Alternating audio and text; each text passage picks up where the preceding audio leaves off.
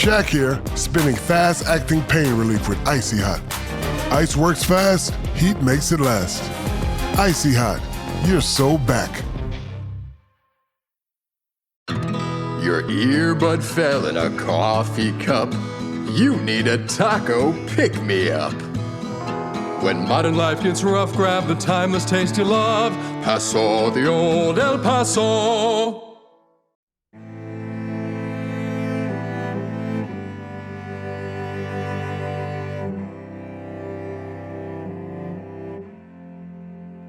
Hello and welcome to Vulgar History, a feminist women's history comedy podcast. My name is Anne Foster, and this is Mary Shelley Month, a month where we're talking all about the author of Frankenstein, her mom, her friends, her family, and her ongoing influence. And today, I have an interview with author Allison Rushby about her new book, which is, she says in the interview, you can hear there's some real Mary Shelley vibes in this book. It's such a good book. I was so excited about it. It's called Slashed Beauties. Even just a few months ago when I first read about it, I was just like, oh, I have to read this. And then I have to have this person on the podcast. And I was right. So what this is a gothic feminist body horror book, which is also arguably what Frankenstein is, written by Mary Shelley. So this book is about, we explain this all in depth, but just so you know what got my attention. So this is about cursed wax figures. So we did an episode last season about Madame Tussauds. So we know that we've talked before in this podcast, and maybe you already know, that making sort of life-sized wax figures of people that looks hyper-realistic was a real trend in the 1700s and 1800s. And so at that time in real life, there was also some anatomical Venuses, they're called, which are hyper-realistic looking mannequins, wax figures of women that were used to teach male medical students just about the inside organs of people. So they're like beautiful lying down women with kind of like sexy expressions on their faces. They're often wearing like a string of pearls, like a real necklace. So they're lying there sort of like come hither, but then they're like vivisected and you see their organs inside. And the whole thing is so fucked up. And what this book is about is allegedly some of these anatomical Venuses come to life at night and go around and murder the men who wronged them. Iconic, amazing concept. I was so excited to read this book. It's so good. And I was really excited to talk to Allison Rushby about it and the Frankenstein and the Mary Shelley of it all. So please enjoy this conversation, just in time for Halloween, with author Allison Rushby. So I'm joined today by Allison Rushby, author of Slashed Beauties. Welcome, Allison. Thank you so much, Anne. I'm very happy to be here. Now, I've read this book and I loved it. And I want you to describe the plot because I don't know how much you're telling people and I don't want to spoil anything. Sure. So Slashed Beauties is a dual narrative. So we're running across two time periods. It's about three women in 18th century London whose lives become magically and murderously intertwined when they meet an anatomist and a witch with a wicked plan. And about a young antiques dealer in present day London who's got to find a way to break her cursed connection to that trio of women. And it's got so much, I mean, your accent, obviously you're in Australia. The book is set mostly in England. So how did you go about researching?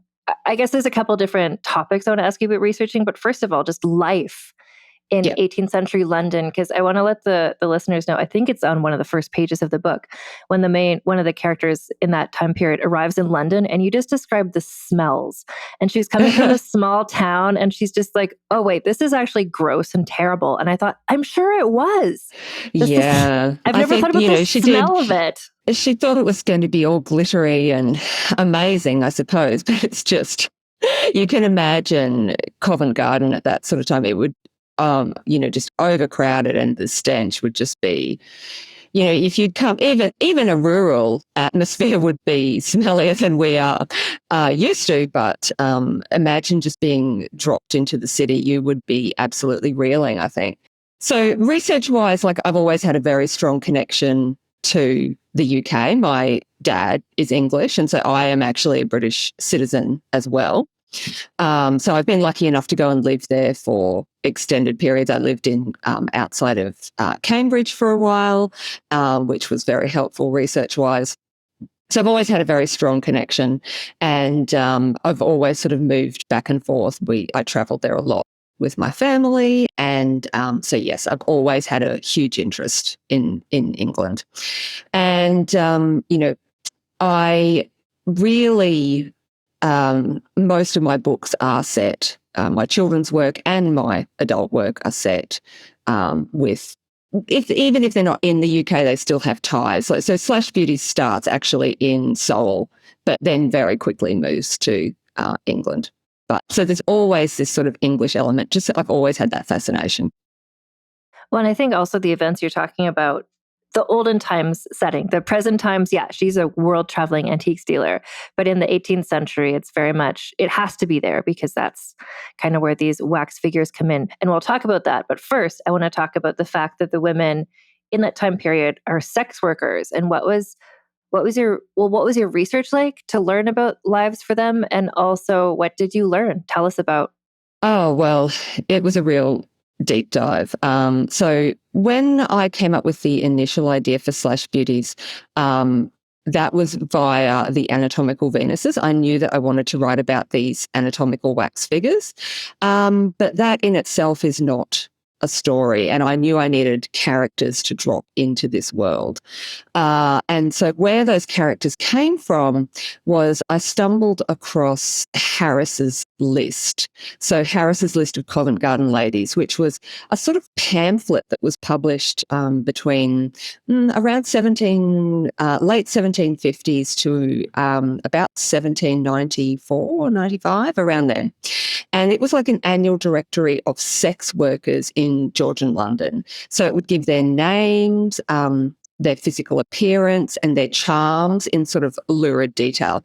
I mean, you needed to take this with a grain of salt. It wasn't 100% accurate, but, I think this cast of characters, they were certainly, you could certainly go and drop yourself into Covent Garden, you would find a lot of women just like this. So you can actually still read them today. There's a bunch that are available for free on Project Gutenberg, and they are just, when I started reading them, I couldn't stop.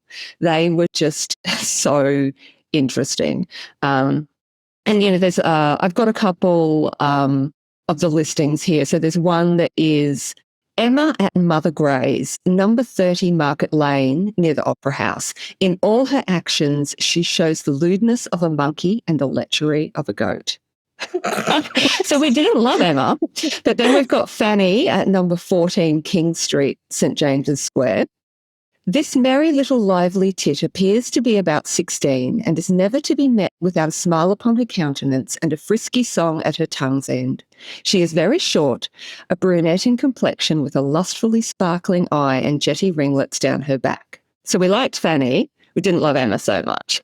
So you can see what the listings were like. And as soon as I started reading Harris's list, I just was absolutely captured. I knew that I had found my cast of characters. And so I read all of these, and that was sort of where I came up with Elizabeth, my villain, and my two sort of naive other heroines, Emily and Eleanor. Can you tell me when you were reading through, the whole thing about the Harris's list is so interesting to me. And we kind of see in your book a bit, no spoilers, but like as people's fortunes change, their reviews might change in the next edition of the Harris's list. So did you come across when you're reading it, oh, this person wasn't so well reviewed, but then she really got her act together and now she's doing well? But I didn't actually come across that, but I just sort of realized, how similar that is to being cancelled for us today. It's exactly the same, isn't it? That you realize that you were on this brink, that if you did something wrong, you could be cancelled in the next edition of Harris's list. And I thought that was really interesting. We think that our times are so different and that we are so different, and things are just perennial, aren't they? They always stay the same in some ways.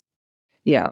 Well, and things like, I would presume, like certain medical conditions would be listed. Like you don't want to go to see somebody who has syphilis or something. So yes, exactly. And they did talk about that, people who were diseased or had, they would discuss this in Harris's list, yeah. Who is writing these reviews? Are these like restaurant? Are these like, you have to go and pretend you're not a reviewer? It was actually a drunken poet. by the name of Samuel Derrick, apparently. So It was one person? Yeah, well, they don't. Yes, they know it was Samuel Derrick was writing, but Harris's list continued on even after Samuel Derrick's death. So they think it was a bunch of people then, because it was selling pretty well. I think it sold about 8,000 copies of the first edition.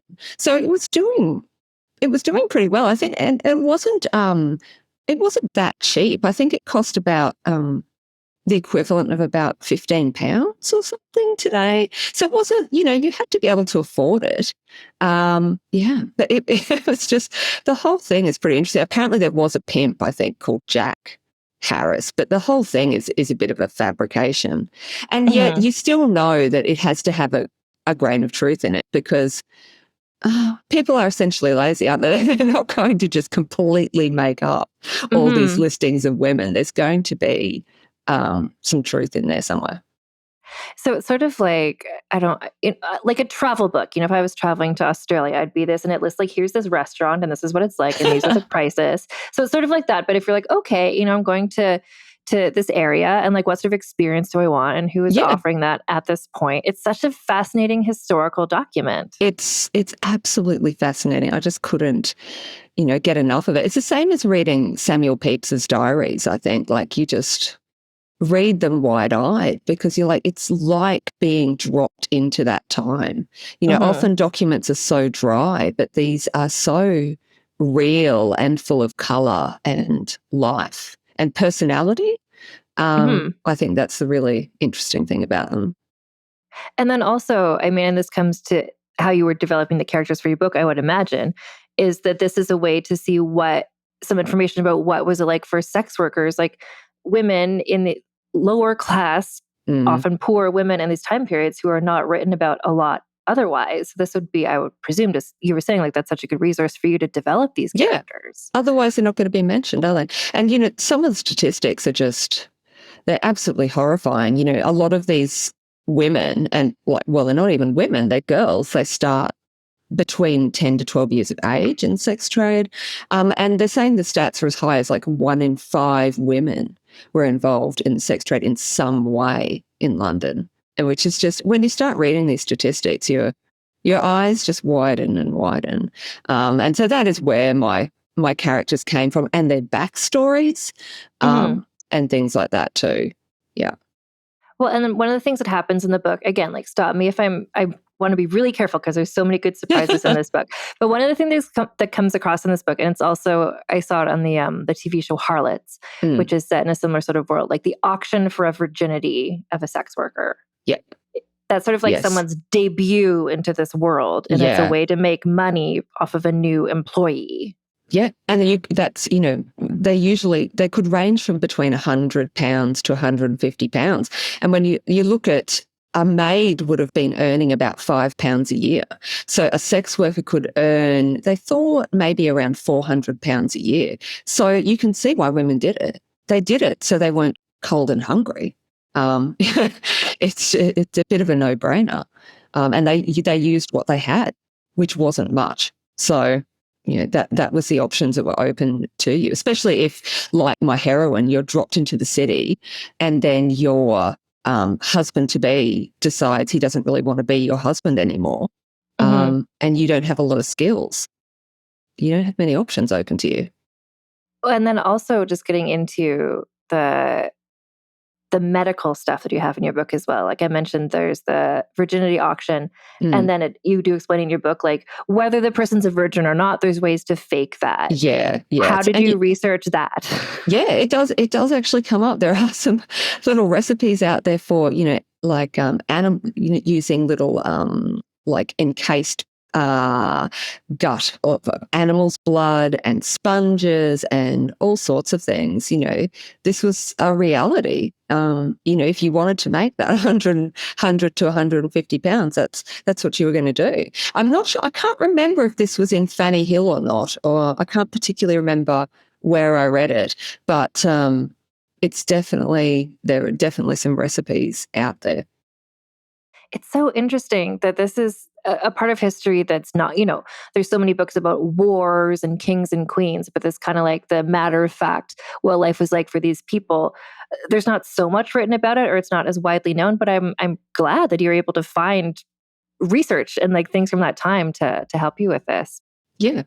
And that's the thing. I am not a historian. So I sort of drop in and out of particular time periods and I cherry pick what I want to talk about. And then, of course, in the author's note, you have to make a lot of, you have to apologize a lot. So I had to move this, I had to move that. And that's just how it is if you want to create the story you want to create. But when it comes to my research, I am pretty meticulous about, I always do say, this isn't right, this isn't right, this isn't right. So I do want people to know when things aren't 100% correct, but they also can't be if you want to write the story you want to write. Well, no, so your story is about, witches and evil spells and Yeah.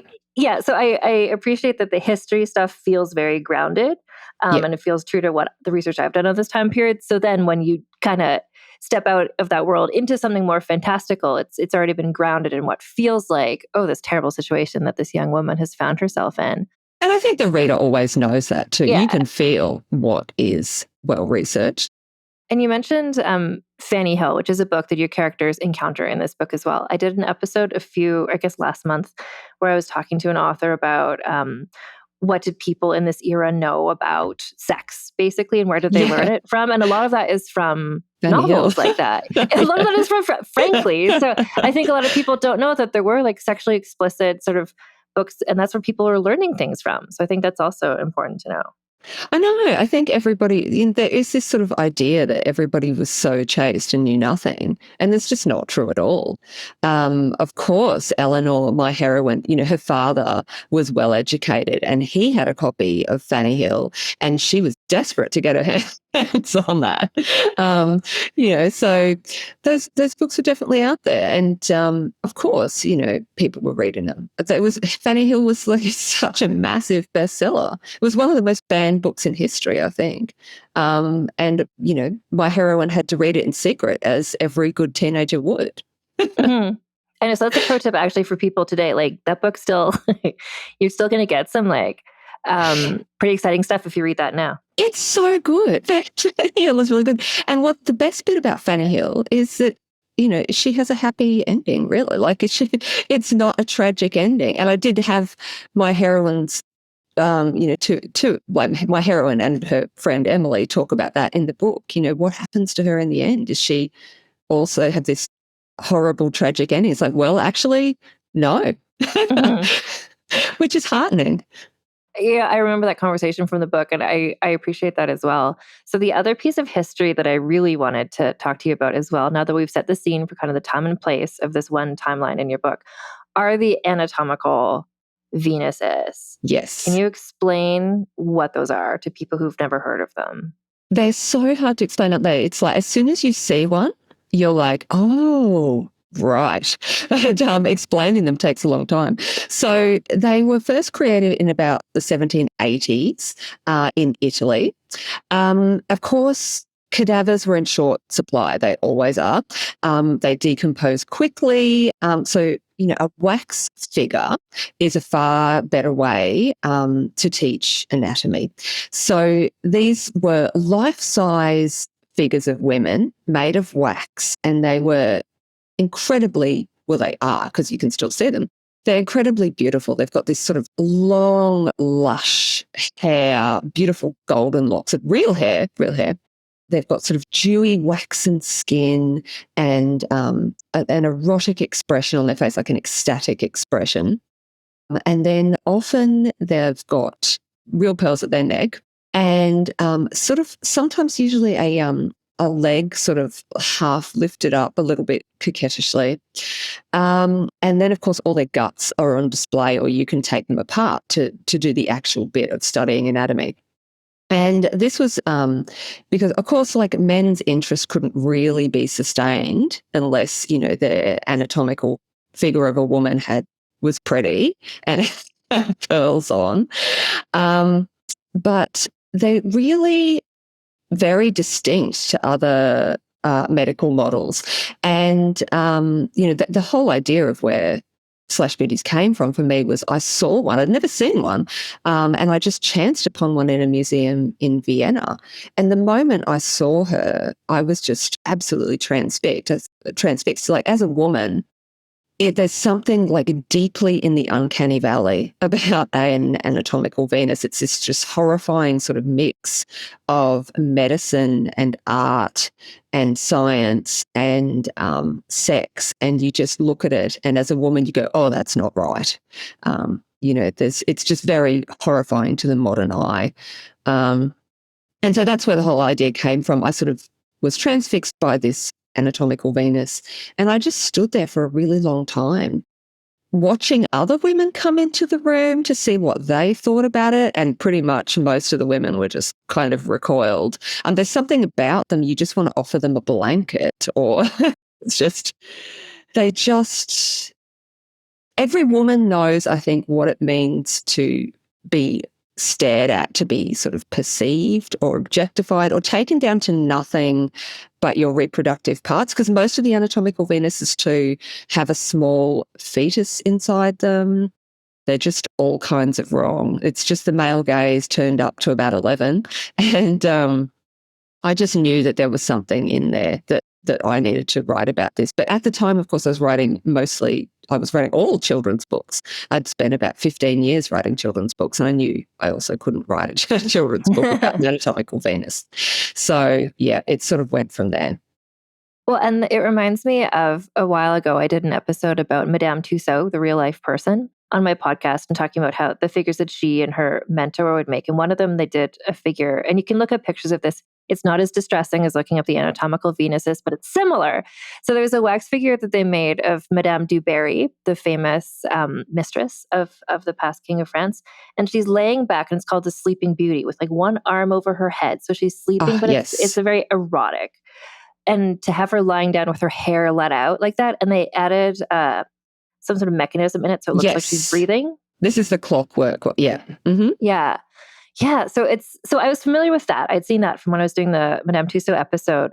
And then when I was reading your book, and I'm like, oh, I want to see what these look like. And I was like, oh my God, it's like that, but vivisected. It's this languorous, kind of like sexy, undone woman. But then it's just like, oh, and she's completely, it's such a, I had this visceral reaction just to the pictures, just from an internet search. He did, yeah. They're really horrifying. And I think it's always the pearls that get me the most. It's like, really? You couldn't pay attention unless she was wearing pearls. There's just something about that beautification is really sickening. And, it's Joanna Ebenstein's book, The Anatomical Venus, is the tome to read in the anatomical, if you're researching the anatomical Venuses. And, I've bought multiple copies of this book to gift to people because I'm that strange. But, it's the ultimate gift, isn't it? But the longer you spend in there, the more sickened you become. There's some really horrifying ones in there. There's a particular one that is probably the worst, I think. She is a woman in a pretty white nightgown with lots of lace on it, and she has 4 sort of ghostly male hands hanging above her, which must be on pieces of metal because it's only the hands, and then a little bit of suit. You can see a little bit of suit, shirt cuff and suit, like they're about to go to the opera after they do this. They're doing a cesarean section on her, and they're holding a retractor and a sponge, and she is awake. It's just, it is the stuff of nightmares. It really is. I actually did have nightmares about the photographic plates in here. They're just, there's no kindness in there whatsoever, or anesthetic. Yeah.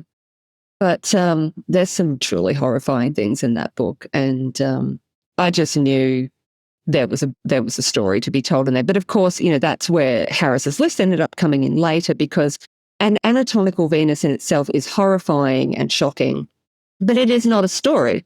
But then, from a novelist's point of view, what is a story is somebody thinking that she needs to have pearls on and placing them around her throat. That's a story. So, you're always finding these things as a novelist along the way that you're like, oh, yes, that's interesting. But just because something's interesting, it's not a story. You're always looking for the story. And now for a quick advertising break. Fall is here, and with it comes cooler nights, heartier meals, and the craving for something warm and satisfying. That's where HelloFresh comes in, bringing you comforting, chef-designed recipes and fresh seasonal ingredients right to your door. This season, they've taken things to the next level with their biggest menu refresh yet. Say hello to a whole new way to do dinner. That's right. HelloFresh has doubled its menu. You can choose from 100 options each week, including new seasonal dishes and recipes from around the world. You can even dig into bigger portions that'll keep everyone satisfied. And I just want to let you know, in my box this week, because I do in fact use HelloFresh, they have Halloween themed things, and one of them is a meal that's like stuffed red peppers, but you can carve little jack-o'-lantern faces on the peppers. How cute is that? I like a little whimsy with my food, and you're going to get that with that meal. And also, if you're not whimsical, other kinds of meals too. The best way to cook just got better. Go to hellofresh.com/vulgarhistory10fm now to get 10 free meals and a free item for life. One box with active subscription. Free meals applied as discount on first box. New subscribers only. Varies by plan. That's hellofresh.com/vulgarhistory10fm to get 10 free meals and a free item for life.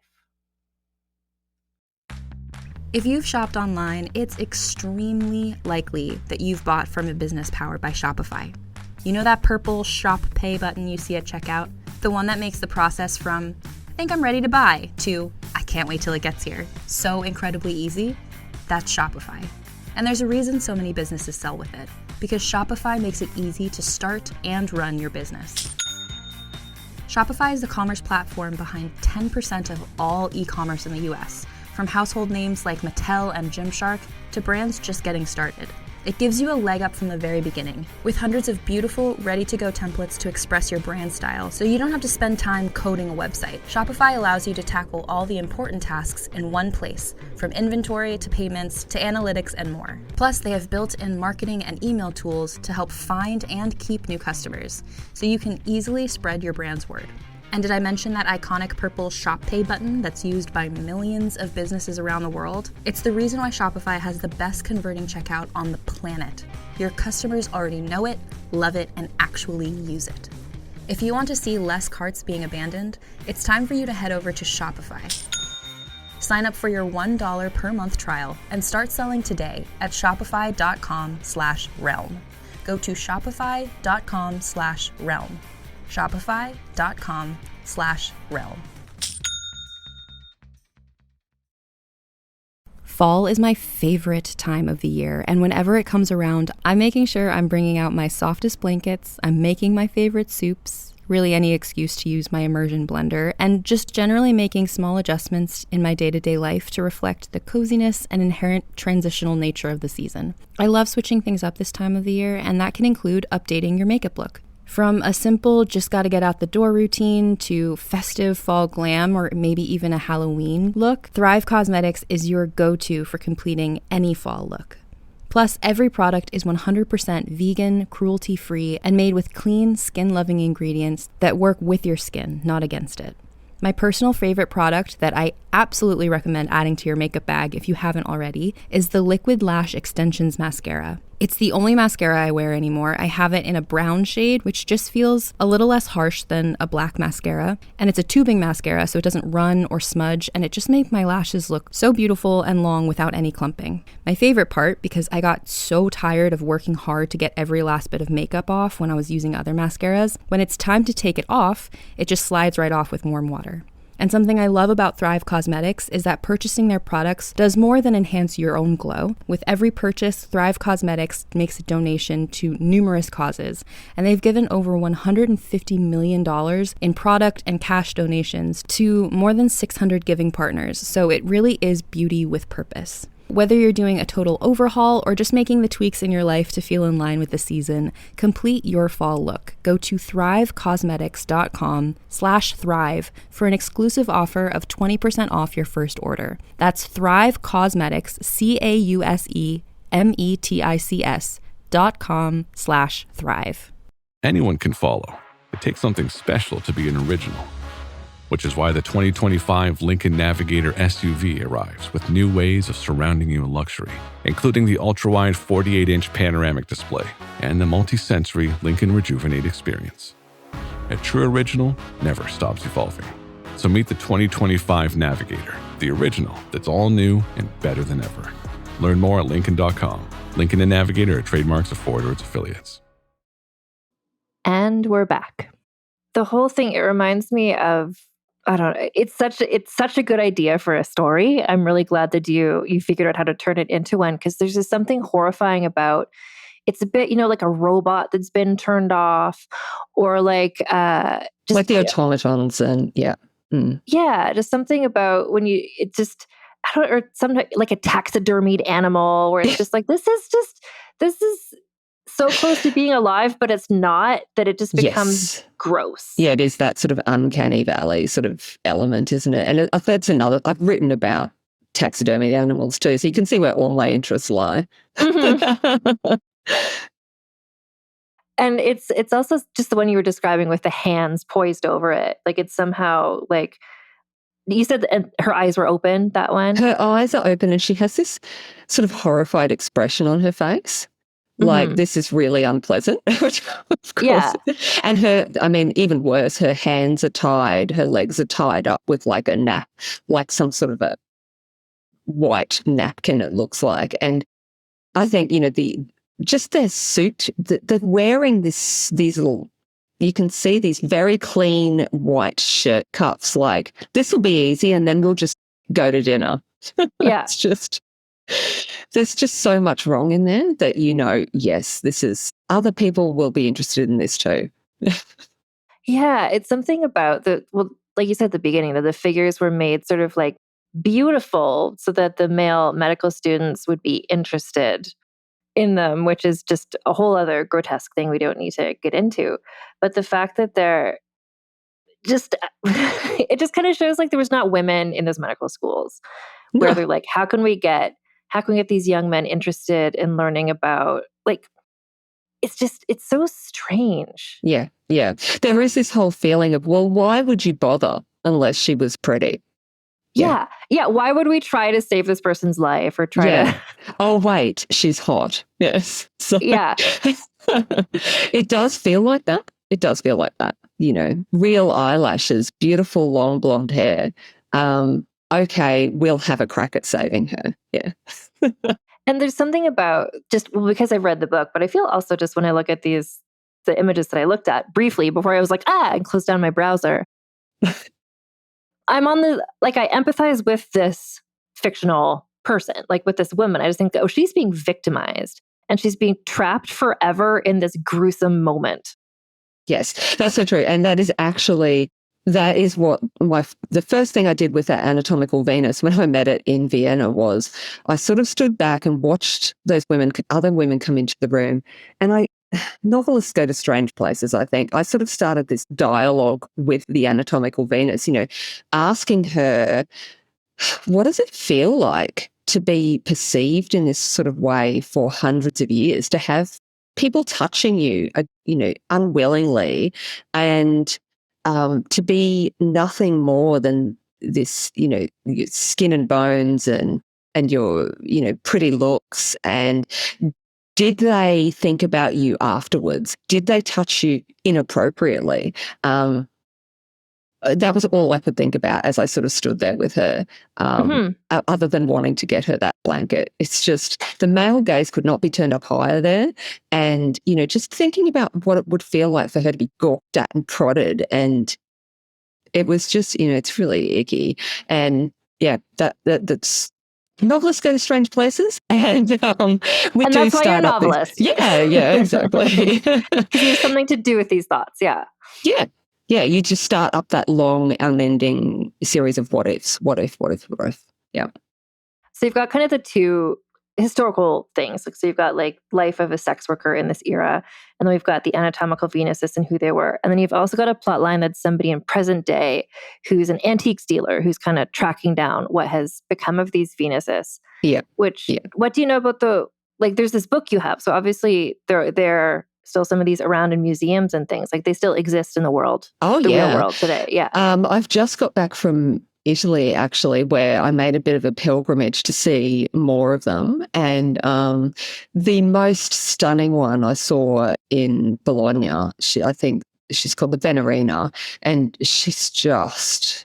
I mean, I could have spent hours in there just by myself. Nobody else even came into the room, and she's on this beautiful pink silk bed, and she's got the pearls, and it's dark in there. You can still see these. There's quite a few around. And then I went to Pavia, which is a little university town, and they had an original one there. And they're just, they're just so beautiful and so interesting. So I, took 5,000 photos. Yeah, but it was really fascinating to go and see a few more. And so your book is coming out is it coming out? I just know I'm in North America, so I know it's coming out here towards the end of September. I think the 23rd of September in the USA and Canada, 16th of September in Australia, and I think also the 23rd in the UK. I feel like that gives people time to get the book and have it on hand for Halloween, because it's a real Halloween vibes book to me. Yes, we did push back to Halloween. I think it was meant to be originally out like February this year, but we thought, Halloween would be great. Well, I'm just picturing this would be a fantastic and really gruesome, and I'm sure people have done this, Halloween costume, to dress up really beautiful with pearls and then just apply some sort of prosthetic to your midsection. And have everything hanging out. And some pearls. Don't forget your pearls. The pearls and just sort of attach like 4 men's hands wearing opera gloves. Yes, that sounds great. I think it does. And that's why I just feel like, oh, good, this book is coming out just when people are really in the mood for this sort of like... Yeah, it's got, just listeners, just know there's also like witchcraft is involved, sort of like an evil curse or a spell. So it's got so much in it. And I think a lot of it is perfect for Halloween, really. Yeah. And I think, the other thing that was really interesting to write about was the Vauxhall Pleasure Gardens. That was really interesting. And, I don't know if your listeners have had much to do with Vauxhall Pleasure Gardens, but it was like, night clubbing in the 1700s, but in the gardens. And that was fascinating to write about. And that sort of came out of at the old Museum of London. The Museum of London is currently closed. They're having a massive renovation and they're moving site and everything. So it's been closed, I think, for a couple of years. But there was this amazing exhibition they used to have, which was like a small recreation of the pleasure gardens. And, anybody could go to the pleasure gardens. I think it cost about $1 to get in. And so rich people would go and poor people and pickpockets and everybody went. So it was sort of all walks of life. But this exhibition they used to have in the Museum of London was very dark, and you entered it and there was music playing and some beautiful sort of large recreations. Like they had actors on big screens and they were dressed up and they were recreating little scenes. Like there would be one person whinging that the ham was so thinly sliced these days, and other people listening to music. And they had this amazing thing at the Vauxhall Pleasure Gardens called the Cascade, which was like a fake waterfall, which was made out of little tin sheets and sort of gave the illusion of falling water, and people would go and watch that. And they had fireworks and all kinds of things. And so they had this recreation there. And so every time I was in London, I would try to go right at the start of like the opening time or closing time when it would be very quiet. And you could go in there and there would be music playing and these little recreations. It was very dark. And if there was some benches in there, you could sit there and pretend you're in the pleasure gardens. And so I knew that I wanted to write about the pleasure gardens and this amazing installation. And sadly, it's not going to be recreated in the new museum. I've just been in contact with them actually and had this massive dialogue with the person who created it in the first place. And, she was so interesting and so told me so much information about it. And she was thrilled that somebody had felt so much for it, I think.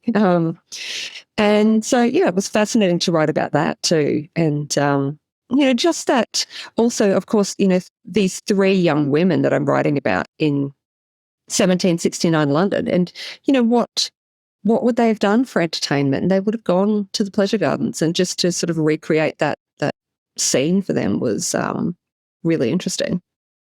I'd never heard of the Vauxhall Pleasure Gardens before, so I enjoyed those parts of your book. And you explain it in the book what it is too, but I just didn't know that there was a place where like people of all different income classes could all be there all at the same time. Like versus at the opening of your book when the young woman arrives in London and it smells bad and there's dogs yelling and everybody's starving and it's just like, there's just like, feces everywhere. And then the pleasure gardens where it's like, oh, it's nice here. But the way you describe it, there's like a fake waterfall, so it looks nice, but it's kind of a theme park almost. Yeah, it is a bit. And there would, skip the dark walk, there's bits you don't go to in the pleasure gardens. And so it did definitely had its seedy side as well. But, it's a fascinating space. And there's quite a lot written about it. Yeah. It was one of my friends recently, just very belatedly, has been watching Bridgerton.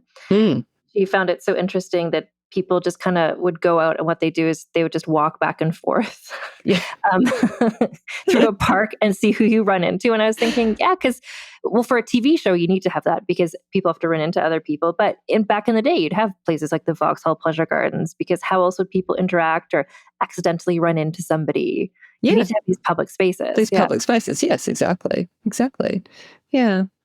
So I feel like I risk spoiling parts of your book if I ask you any more questions. So, unless you have more history you want to share with us. I think it's interesting to sort of talk about the horror elements. I didn't want to particularly write a book about body horror. Body horror is having a real moment. I think, we've had the substance out. Probably more people are being introduced to body horror than in the past. So, of course, Frankenstein is body horror. And that was a real touchstone for me when I was writing Slashed Beauties, because I've always really loved Frankenstein. And Mary Shelley says in her introduction to Frankenstein, what terrified me will terrify others, and I need only describe the spectre which had haunted my midnight pillow. And that was a real touchstone for me in writing Slashed Beauties, because as soon as I saw the anatomical Venus to start with, I was absolutely horrified. And when I was writing the book, I thought, editors are going to run a mile when I pitch this book. When I started even talking about it to people, I'm like, well, I'm writing this book and it's about these wax figures that come to life and they murder men at night. People would kind of recoil, as they very well might. I'm 25 years published now, so I've been doing this a long time. I've reached a point now where I write things to entertain myself, and I don't write to the market or anything like that. And so when I started writing Slashed Beauties, I was like, this is weird. Maybe nobody will buy this. Editors are going to run away. And the funny thing was, when I look back at it now, looking at what Mary Shelley said, of course people were going to be interested. If I was horrified by the anatomical Venus and saw the other women's reactions as they walked into the room, people were going to feel the same way I did. And I should have thought about that more. But so when the book went out on submission, editors went wild for it. They bid on it. There was auction. So I shouldn't have been so surprised that it would horrify other people too. So, that rise of body horror at the moment, and I guess the thing is, when horror always looks at our cultural insecurities, I suppose. And so at the moment, when women's bodily autonomy is on the line, it is no great surprise that body horror is on the rise, because, horror does always feed into our cultural fears. And so if we're looking at reproduction, women's pain, politicization of our bodies, feeling uncomfortable in medical settings or not being able to access medical settings, then you're being trapped or silenced. Yeah. It's no great surprise, actually, that, when the book went out on submission at just the right time and the editors were interested in it because, those are all problematic spaces at the moment. Well, and I'm grateful that all those editors were enthusiastic because I told you before we started recording, I love a costume drama, but only mostly if it's about women in old-fashioned costumes murdering men or solving murders. I don't just like to watch a costume drama about people and like, who am I going to marry or whatever. Like, I'll love to those sorts of things, but I like a murder-based story. So I just read a description of your book and I was like, I had barely finished reading the description where I was like requesting an advance copy, getting in touch with your publicist. I was just like, even if this author doesn't come on the podcast, I need to read this book because it's 100% exactly. You were there for that. Yeah. So when you were saying like, you're like, oh, who's going to like that? I'm like, me. Yeah. You don't want to know about the diamond of the season unless she's married. Unless she's secretly she's at night. Hero. Yeah, unless she's like some sort of like secret superhero, like Buffy the Vampire Slayer at night, then I'm interested. You want that real conflict, yeah. yeah, exactly. So I like a costume drama with a little bit of something else. A woman on a exactly mission. What this is. Yeah. No, and there has been a bit of talk about that, like, women's revenge. That's why a lot of people have been reading in the advanced copies. They want to read a tale of women's revenge.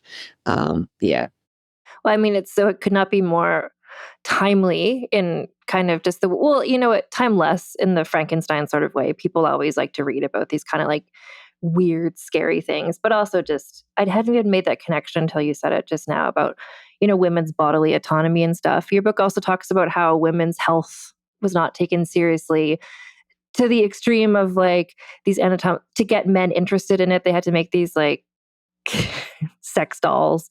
Yeah. And I did, there's no proof that, that any of them came from being modeled on sex workers, but it wouldn't surprise me if they had been.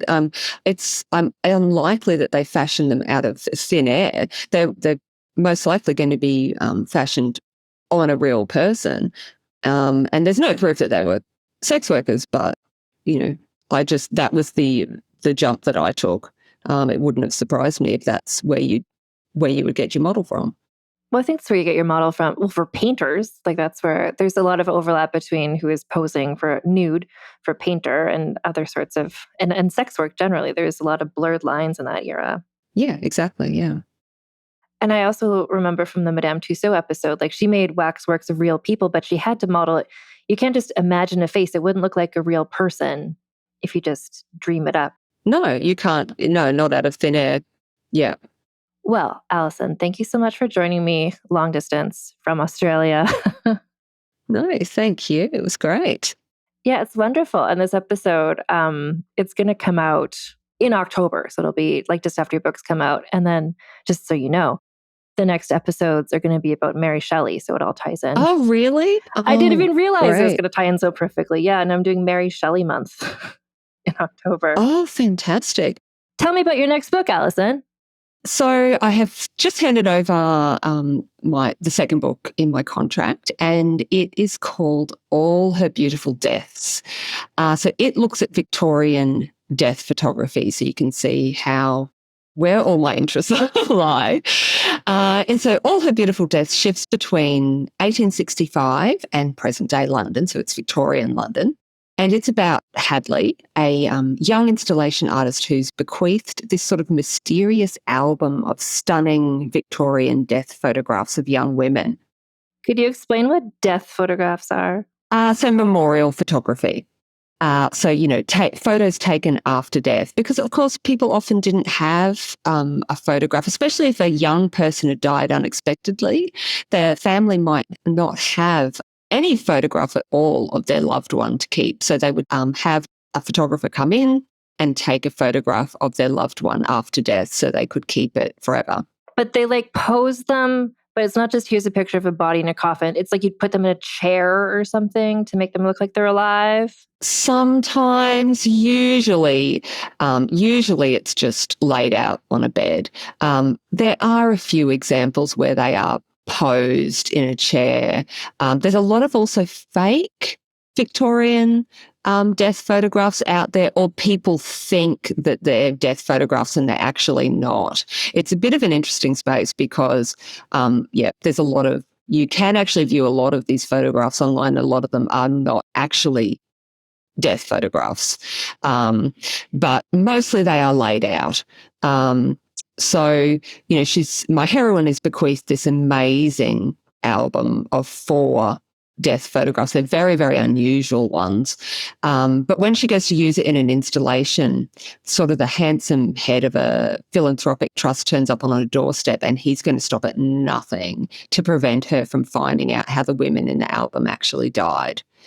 So she has to go. It's that dual narrative again, moving between 1865 and present day London, but there's this mystery to solve of how the women in the album died and what their truth is. And she has to uncover that. I was going to say, is it like, it's not this, but when you said, when you were introducing the twist, I was like, is it going to be like The Ring? And when you look at this photo, then you're suddenly cursed. No, she has. So there's a lot of and you'll die next. Modern day installation art, and also, that 1865 setting in this. It's set on the very edge of Highgate Cemetery in London. So, I've spent a lot of time in Highgate Cemetery. I've written a series of children's books set within Highgate Cemetery about a ghost, a little girl ghost. And so I've spent a lot of time in Highgate Cemetery, and I got to do it again. There's also the present day hero in All Her Beautiful Deaths lives in this amazing, there is this house on the edge. It's like jutting into Highgate Cemetery. So from its amazing glass frontage, all you can see is graves and Highgate Cemetery. It's like living in the middle of the cemetery. And that house is actually currently for sale for £5 million. So if anybody would like to buy it for me, that'd be great. Thank you. Affordable. Yeah. It's actually come down from £7 million. So I feel it's a saving. Oh, that's great. The time is now. Like, yeah, if any listeners So I went and stood next to the house in Highgate Cemetery, but he wasn't there, which was so rude. Yeah. Yes. Mm-hmm. And that book comes out, you said you've turned it in. So it should be next year, yes. Or? Yes. Yeah. So I'm very excited about that one because I've always had a real interest in sort of Victorian death photography, but also, hair work and mourning jewelry and all those sorts of just the mourning practices are just fascinating. So I got to really delve into the research there.